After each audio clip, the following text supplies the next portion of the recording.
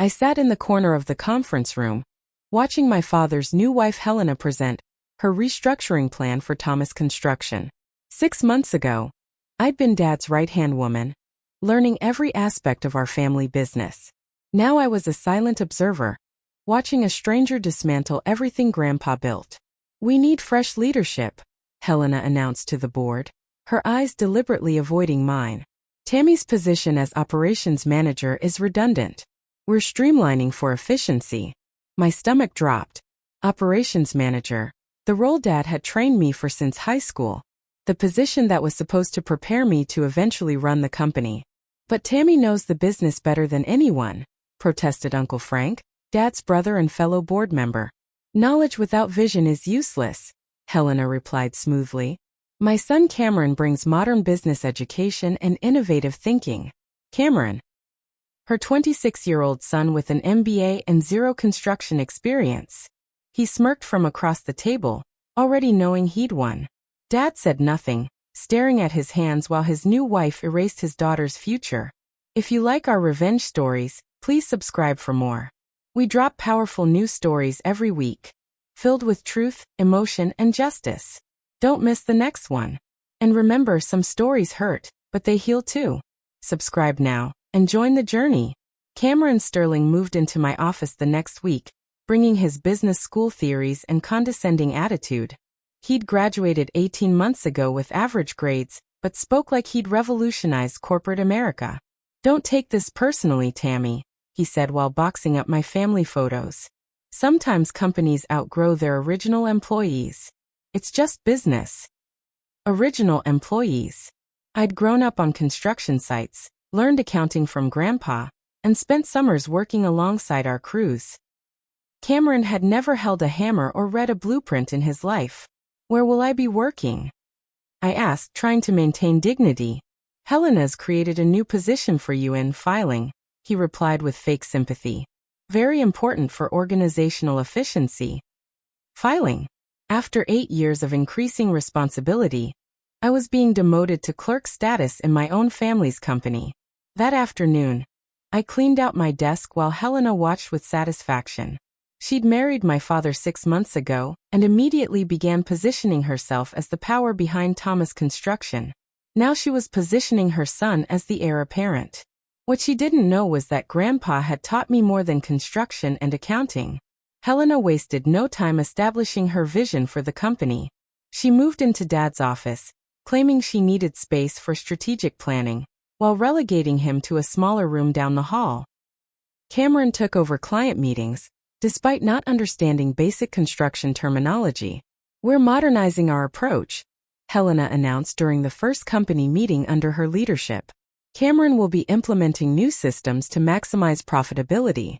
The longtime employees exchanged worried glances. These were men who'd worked for Grandpa, then Dad, building their reputations on quality craftsmanship and honest dealing. Helena's modernization sounded like cost-cutting disguised as innovation. I sat in the back row, relegated to taking minutes instead of participating in strategy discussions.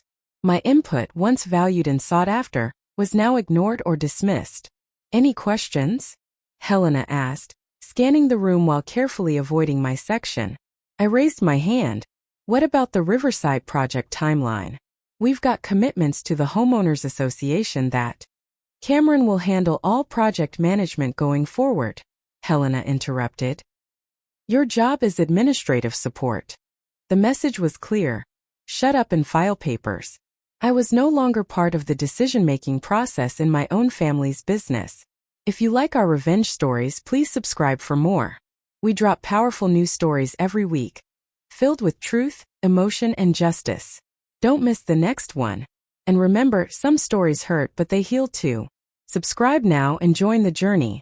Working in filing might have been humiliating, but it gave me access to documents I'd never seen before. As I organized financial records, disturbing patterns began emerging. Invoices that didn't match project costs, vendor payments to companies I'd never heard of, and expense reports that seemed inflated beyond reason. "Helena's implementing cost controls," Dad explained when I brought him my concerns privately. "She has an MBA in finance. She knows what she's doing. But the numbers didn't add up." A simple supply order for the Morrison project showed $15,000 for materials that should have cost $8,000. When I checked our usual supplier, they had no record of the inflated invoice. I started making copies of suspicious documents, storing them in a folder hidden in my desk. Something was wrong with our finances, but I couldn't figure out exactly what. The breakthrough came when I found a payment authorization form in Helena's handwriting. She'd approved a $25,000 consulting fee to Sterling Solutions, a company that shared her son's last name and had never provided any documented services to Thomas Construction. My stepfamily wasn't just taking over our business, they were stealing from it. Over the next month, I documented a pattern of financial fraud that made my blood boil. Helena had created shell companies with variations of family names: Sterling Consulting, Cameron Management Solutions, and HS Administrative Services. All were receiving regular payments for vague, professional services that I could find no evidence of. The amounts were carefully calculated to avoid triggering automatic audits, never more than $30,000 at once, always approved by Helena as the new chief financial officer, and buried among legitimate business expenses. But the real smoking gun was the payroll manipulation. Cameron was listed as earning $120,000 annually as Director of Operations, while I was making $28,000 as a filing clerk. He was being paid more than Uncle Frank, who'd been with the company for 15 years. "This is theft," I told Dad during another private meeting, showing him copies of the suspicious payments. "You're being paranoid," he replied, but I could see doubt creeping into his eyes. "Helena's trying to make the company more profitable. Maybe her methods seem unusual, but—" "Dad, they're stealing from us," I interrupted. "These shell companies don't exist except on paper. Check the addresses. They're all registered to Helena's apartment." He promised to look into it, but I could tell Helena had him completely under her influence. Late one evening, I was organizing old files when I found something that changed everything. A manila envelope marked TT Emergency Access, in Grandpa's handwriting. Inside was information about a bank account I'd never heard of, along with a note that made my hands shake. "Tammy, if anything happens to the company, use this. Password is your grandmother's maiden name plus the year I started the business. Love, Grandpa." The account number was for First National Bank, with a balance that made me gasp: $500,000. Grandpa had created a secret emergency fund, accessible only to family members with the right information. But more importantly, the account had oversight access to all Thomas Construction financial records. As the named beneficiary, I could review every transaction, every payment, every deposit made by the company, including Helena's fraudulent schemes. I spent that night accessing the banking system, my accounting background helping me navigate the digital records. What I found was worse than I'd suspected. Helena had stolen nearly $200,000 over 6 months, funneling money through her fake companies while claiming to improve profitability. Armed with this evidence, I finally had the ammunition to fight back. I spent the next 2 weeks systematically documenting Helena's fraud, using the banking access Grandpa had provided. Every shell company payment, every inflated expense, every suspicious transaction was recorded with timestamps and account numbers. The pattern was clear and undeniable. Helena would create fake invoices from her companies, approve them as CFO, then transfer the money to personal accounts she controlled. She'd stolen funds meant for employee bonuses, equipment maintenance, and project completion. But the most damaging discovery was her plan for a hostile takeover. Hidden in email attachments I found through the banking system were documents outlining how she intended to force Dad out of the company entirely, leaving Cameron as the sole owner of Thomas Construction. Phase 1. Eliminate Tammy's influence, complete, the plan read. Phase 2. Establish financial control, complete. Phase 3. Remove Frank from board, in progress. Phase 4. Force retirement of Thomas Sr., pending. She'd married my father to steal his life's work, and I was the only person who could stop her. I organized everything into a professional presentation, complete with financial charts, timeline documentation, and legal evidence of fraud. Helena thought she was the only one with business education in the family. She was about to learn that Grandpa had taught me more than just filing. I requested a formal board meeting, claiming I had concerns about company financial management that needed official review. As a family member and former operations manager, I still had the right to call for board meetings under our corporate bylaws, something Helena had overlooked. "This is unnecessary," Helena protested when Uncle Frank scheduled the meeting. "Tammy's just upset about her demotion. She's trying to cause trouble. Let her present her concerns," Dad said wearily. "If there's nothing wrong, we'll put the matter to rest." Helena's confidence was unshakable. She believed I was just a bitter daughter with no real evidence or business understanding. Cameron supported her dismissal of my request, suggesting I was emotionally unstable after losing my position. But Uncle Frank insisted on the meeting, suspicious about some of the financial changes he'd noticed but hadn't been able to investigate properly. As the company's founding partner, he had voting rights Helena couldn't override. The meeting was scheduled for Friday afternoon.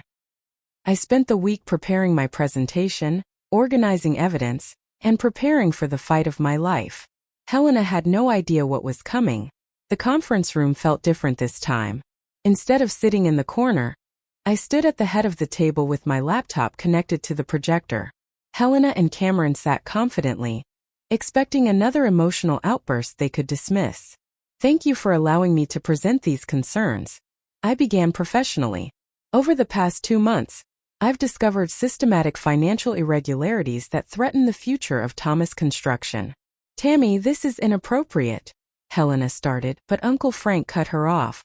"Let her finish. These are serious allegations." I clicked to my first slide. A timeline of Helena's hiring and promotion decisions, correlated with changes in company spending patterns. The visual was damning. Expenses had increased 40% while project revenue remained flat. Since becoming CFO, Helena has approved payments to several consulting companies that appear to exist only on paper. I continued, displaying copies of the fake invoices. Cameron shifted uncomfortably. "Those are legitimate business expenses for modernization consulting." "Really?" I clicked to the next slide, showing the business registrations for Sterling Consulting and Cameron Management Solutions. Because these companies are registered to Helena's apartment and have never provided documented services. Dad's face went pale as he recognized the addresses. The next 15 minutes were devastating for Helena's credibility. I showed bank records proving the shell companies existed only to receive payments from Thomas Construction, then immediately transfer money to personal accounts controlled by Helena and Cameron.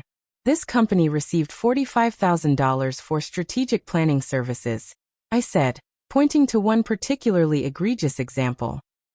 But there's no contract, no deliverables, and no record of any work being performed. Uncle Frank leaned forward, studying the evidence. "Helena, can you explain these payments?" "This is taken out of context," Helena replied, but her voice had lost its earlier confidence. "Tammy doesn't understand complex business relationships." "I understand theft," I replied firmly, clicking to a slide showing the total amount stolen. $197,000 over 6 months. The room fell silent as everyone processed the magnitude of the fraud. Dad stared at the screen in shock, while Cameron looked like he wanted to disappear. "There's more," I continued, accessing the hostile takeover documents through the banking system, including Helena's plan to force Dad out of the company entirely. I displayed her written strategy, with its phases clearly outlined and completion dates noted. The room erupted as Dad read his own wife's plan to steal his life's work. "You planned this from the beginning," Dad said, his voice shaking with rage and hurt. "You married me to steal my company." Helena finally dropped her professional facade. "Your company was dying, Thomas. Tammy was running it into the ground with her amateur management. We saved it." "By stealing $200,000? Uncle Frank demanded. "By investing in real leadership." Cameron interjected, finding his voice. This company needed professional management, not nepotism and outdated methods. I clicked to another slide showing employee retention and project completion rates before and after Helena's improvements. Both had declined significantly under Cameron's leadership. Professional management that's losing clients and demoralizing workers? I asked. The Riverside project is 3 weeks behind schedule because Cameron doesn't understand construction timelines. That's a temporary setback, Helena protested. It's a pattern, I replied, showing a list of client complaints and vendor disputes that had emerged under the new management. You're destroying the reputation Grandpa spent 40 years building.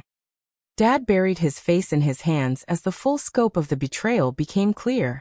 His wife hadn't just stolen money, she'd stolen his trust, his company, and his relationship with his daughter. What do you want, Tammy? Uncle Frank asked after studying all the evidence. This is clearly fraud, but your family. How do we handle this? I'd prepared for this question, knowing that criminal charges would destroy Dad along with Helena. I want full restitution of stolen funds, immediate termination of Cameron and Helena from all positions, and restoration of my role as operations manager. That's extortion, Cameron snarled. That's justice, Uncle Frank replied. You stole money from a family business. Tammy's being generous by not involving the police. Helena tried one last manipulation. Thomas, think about this. We're married. If you destroy me, you destroy yourself. You destroyed yourself when you decided to steal from my family, Dad replied, his voice cold with finality. Pack your things. Both of you. But Helena wasn't finished. You think you've won, Tammy? Your father will never trust you to run this company. You're still just his little girl playing dress-up in the construction business. Her words stung because they touched on my deepest insecurity. Despite everything I'd accomplished, part of me still worried that Dad saw me as incompetent compared to male leadership. That's when I revealed my final surprise. Actually, Helena, there's something else you should know, I said, clicking to a new slide that showed the secret account Grandpa had left me. This account contains emergency funds to protect Thomas Construction from exactly this kind of threat. Dad's eyes widened as he read the account details. Tammy, where did you get this? Grandpa left it for me, with full oversight access to company finances. That's how I found all your fraud, Helena. I've been tracking every stolen dollar for weeks. The room fell silent as they realized the implications. Not only had I caught Helena red-handed, but I'd had the authority to expose her all along. Grandpa had trusted me with the ultimate protection for our family legacy. $500,000 in emergency funds, Uncle Frank read aloud. Thomas, your father planned for this contingency. Helena's face cycled through shock, rage, and defeat. She'd been outmaneuvered by a dead man and the granddaughter she'd dismissed as incompetent. The account also contains legal documentation naming me as successor operator if the company's integrity is threatened. I continued. Grandpa knew that someday, someone might try to steal what he built. Cameron slumped in his chair, finally understanding that they'd lost completely. Within an hour, Helena and Cameron were escorted from the building by security. Their corporate access was revoked, their shell companies were reported to authorities, and restitution demands were filed through our attorney. I can't believe I fell for this, Dad said as we watched them leave. She played me perfectly, and I was too lonely after your mother died to see clearly. Dad, she's a professional manipulator, I replied. This wasn't about you being weak. This was about her being a predator who targets successful business owners. Uncle Frank was already on the phone with our bank, freezing accounts that Helena had access to and beginning the process of recovering stolen funds. We'll get most of it back, he assured us. The evidence Tammy collected makes this an open and shut case. But the real work was just beginning. Cameron's modern management had created chaos in our project timelines, damaged client relationships, and demoralized our workforce. I spent the rest of the day calling clients to apologize and reassure them that Thomas Construction was returning to reliable leadership. Does this mean you're back as operations manager? Asked Joe, our site foreman, when I appeared at the Riverside project. It means I'm whatever this company needs me to be, I replied, rolling up my sleeves to help solve the scheduling mess Cameron had created. The following week revealed the full extent of Helena's damage. Beyond the direct theft, her cost-cutting measures had compromised quality standards, delayed projects, and violated several safety regulations. We were facing potential lawsuits, regulatory fines, and contract cancellations. The Patterson job is threatening to switch contractors, Uncle Frank reported during our crisis management meeting. They're saying we're unreliable and unprofessional. Can you blame them? I asked, reviewing Cameron's project management files. He promised completion dates that were impossible and cut corners on materials to boost short-term profits. Dad looked exhausted as he faced the reality of rebuilding everything Helena had damaged. Maybe I should retire, Tammy. Let you and Frank handle this mess. Don't you dare, I replied firmly. Thomas Construction needs its founder's reputation and relationships to recover. But Dad, we need to do this together as partners. That conversation marked the real beginning of our healing relationship. For the first time since Mom died, Dad saw me as an equal rather than a child he needed to protect or provide for. We spent the next month working 18-hour days, visiting clients, reviewing contracts, and personally overseeing critical projects. Slowly, our reputation began recovering as word spread that the Thomas family was back in control. Helena fought the fraud charges initially, claiming the payments were legitimate consulting fees, and that I'd misunderstood normal business practices. But the evidence was overwhelming, and her attorney eventually advised her to negotiate a settlement. She'll return $180,000 and plead guilty to misdemeanor fraud, our lawyer explained.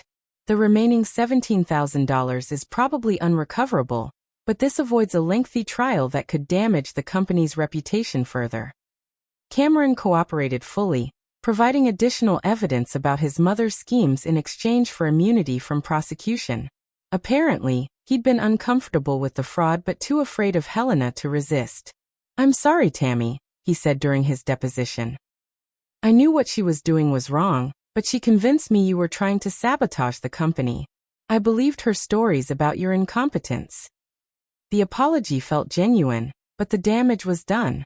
Trust, once broken, requires time and consistent actions to rebuild. More importantly, the legal resolution cleared our company's name and provided closure for our employees and clients. Thomas Construction could move forward without the shadow of financial scandal hanging over future projects. The money was nice, but the vindication felt even better. 6 months after Helena's removal, Thomas Construction was stronger than ever. We'd implemented new financial controls, improved project management systems, and rebuilt our workforce morale through transparent communication and fair treatment. The Morrison project finished 2 days early and under budget. I reported during our monthly board meeting. Client satisfaction scores are back to pre-Helena levels. Uncle Frank smiled at the progress reports.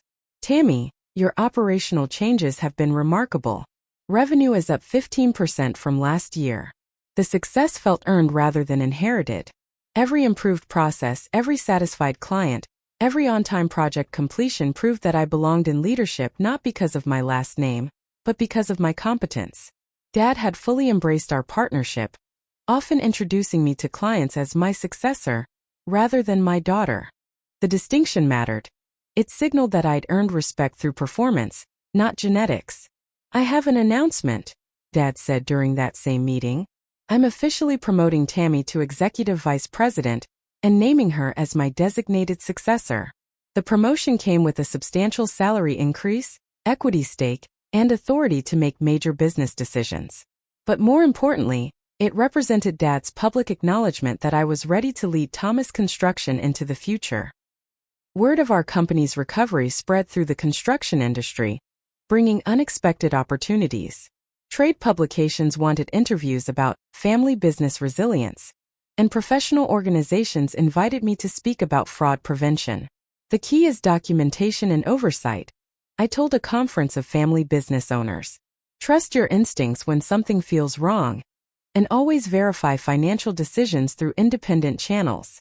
My story resonated with other business families who'd faced similar threats from manipulative outsiders. Several reached out privately to share their own experiences with fraudulent partners and schemes. But the most meaningful recognition came from our employees and clients. Joe, our site foreman, nominated me for the State Construction Association's Rising Leader Award, citing my role in restoring company integrity after a crisis. "Tammy didn't just save Thomas Construction," he wrote in his nomination letter. "She showed us what real leadership looks like when everything is falling apart." Winning that award felt like validation that my grandfather's legacy was in capable hands. The business he built with his hands and reputation would continue serving families and communities for another generation. Success tastes sweeter when you fought for every accomplishment. Helena's betrayal had taught me valuable lessons about trust, family dynamics, and my own capabilities. I discovered that I could handle corporate fraud, manage crisis situations, and lead a company through its darkest period. "You've changed," Dad observed one evening as we reviewed project proposals. "You're more confident, more decisive." The crisis brought out leadership qualities I didn't know you had. "I didn't know I had them either," I admitted. But when the company's survival was at stake, I found strength I never knew existed. The experience had also clarified my relationship with Dad. We were no longer just father and daughter, but business partners with mutual respect and shared responsibilities. Helena's attempt to divide us had ultimately brought us closer together. I'd also learned to trust my instincts about people's motivations. The red flags I'd noticed about Helena early on, her dismissive attitude toward longtime employees, her rush to change established systems, her focus on short-term profits over long-term relationships, had all been warnings I should have acted on sooner. "Next time someone tries to manipulate our family," I told Uncle Frank, "I'll speak up immediately instead of giving them the benefit of the doubt." Thomas Construction's recovery had ripple effects throughout our local business community. Other family companies began implementing stronger financial oversight after learning about Helena's schemes, and several asked me to consult on fraud prevention measures. "Your story probably saved dozens of family businesses from similar attacks," said Patricia Myers, president of our local Chamber of Commerce. "Predators like Helena target successful families specifically because they assume trust and family loyalty will prevent discovery." We'd also become more selective about partnerships and vendor relationships, requiring background checks and performance bonds for significant contracts. The changes cost money up front, but protected against future manipulation. Our workforce appreciated the transparency improvements I'd implemented after the crisis. Monthly financial updates, project status reports, and open communication about company challenges built trust and engagement among employees who'd watched Helena's secretive management with growing suspicion. "We feel like partners in the company's success now," Joe told me during a crew meeting. "Before, we were just wondering what crazy decision would come next." Building that trust required consistent effort, but it created a stronger foundation for future growth and challenges. Perhaps the most significant outcome was Dad's transformation from grieving widower to engaged business owner. Helena's manipulation had exploited his loneliness and grief, but our partnership had given him renewed purpose and energy. "I feel like myself again," he told me during one of our weekly planning meetings. "For the first time since your mother died, I'm excited about the future instead of just getting through each day." We'd also established new traditions to honor Mom and Grandpa's memory, while building our own legacy. A scholarship fund for children of construction workers, annual employee appreciation events, and community service projects that reflected our family's values. "Your mother would be proud of how you handled this crisis," Dad said during our first Mother's Day after Helena's departure. "She always said you had the strength to protect what matters most." That conversation healed wounds I hadn't realized were still hurting. For years, I'd wondered if I measured up to Mom's expectations, or if Dad wished he had a son to inherit the business. Helena's crisis had proved that gender didn't determine leadership capability, character did. "I'm proud to be your daughter and your business partner," I told him. "But mostly, I'm proud that we protected Grandpa's legacy together." 2 years after Helena's downfall, I was elected to the State Construction Board's Executive Committee, representing family-owned businesses in policy discussions. The position gave me a platform to advocate for fraud prevention education and small business protection measures. Family businesses are the backbone of our economy. I testified at a legislative hearing about corporate accountability. But they're uniquely vulnerable to manipulation by individuals who exploit personal relationships for financial gain. My advocacy led to new disclosure requirements for family business financial management and stronger penalties for corporate fraud involving fake consulting companies. Helena's schemes had been surprisingly common, and my experience helped other families recognize warning signs earlier. The leadership role also connected me with other successful women in construction, forming a network of mutual support and mentorship that benefited all our companies. "You've become a voice for integrity in our industry," said Maria Santos, CEO of Santos Development. "Your willingness to speak publicly about fraud prevention has probably saved millions of dollars for family businesses across the state."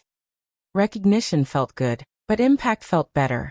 5 years after the crisis, Thomas Construction had grown into the most respected family business in our region. We'd expanded into commercial development, hired additional crews, and established a reputation for innovative problem-solving and ethical practices. The Patterson Project won the State Award for Sustainable Construction, I announced during our annual employee meeting. This represents the best of what Thomas Construction can achieve when we work together.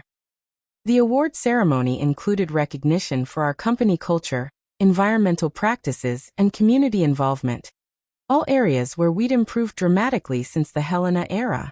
Dad had gradually transitioned into an advisory role, allowing me to handle daily operations while he focused on strategic relationships and industry connections. The transition felt natural and earned rather than forced or premature. "Grandpa would be amazed at what you've built," Uncle Frank told me as we toured our new equipment facility. "You've honored his legacy while creating something entirely new." The secret account Grandpa had left me remained untouched, serving as both emergency protection and reminder that family loyalty, properly placed, could overcome any threat. The Helena crisis had taught me that protecting what you love sometimes requires fighting people you trusted. Family businesses face unique vulnerabilities because personal relationships can be weaponized against professional judgment. "Document everything, verify independently, and trust your instincts," became my standard advice for other family business owners facing similar challenges. But the experience had also revealed the power of preparation, evidence, and strategic thinking. Grandpa's secret account had provided the tools I needed, but I'd still had to find the courage to use them effectively. "You turned a devastating betrayal into a catalyst for positive change," Dad reflected during one of our planning retreats. "Most people would have been destroyed by what Helena did. You used it to become stronger." The strength came from refusing to accept victimhood as a permanent identity. Helena had tried to make me feel small, incompetent, and dispensable. Fighting back had proved that I was none of those things. "Sometimes the worst thing that happens to you becomes the best thing that could have happened," I told a group of young entrepreneurs. Crisis reveals what you're really made of.